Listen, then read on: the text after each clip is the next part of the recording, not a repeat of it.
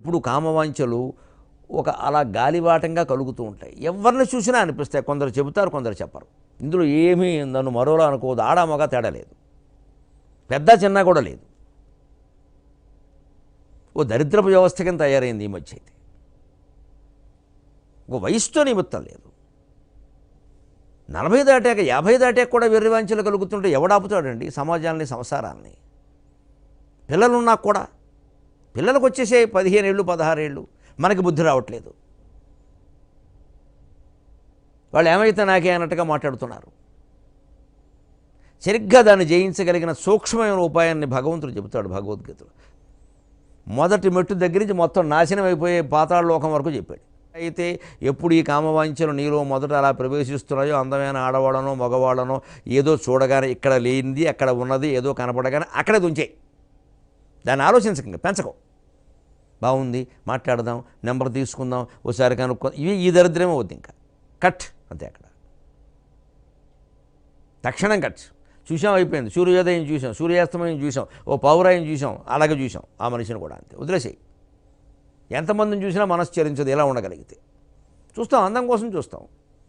సూర్యోదయాన్ని చూసామండి, ఏం చేసాం? గంతులేసామా? ఈ వ్యామోహానికి లోనవ్వలేదే.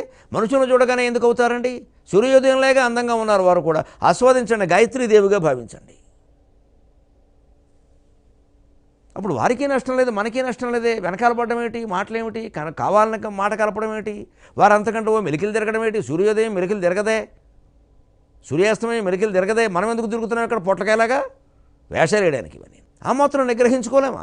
అలా వెనకాల పడిపోయి సంసారాలు పాడు చేసుకోవాలి. కుర్రాడంటే ఏదో 25 ఏళ్ళండి, ఇంకా చెమచెమలు ఆడుతుంది, అదొక ఏం చేద్దాం ఏదో అనొచ్చు. ఇదేమిటండి? 40 లేదు, 50 లేదు.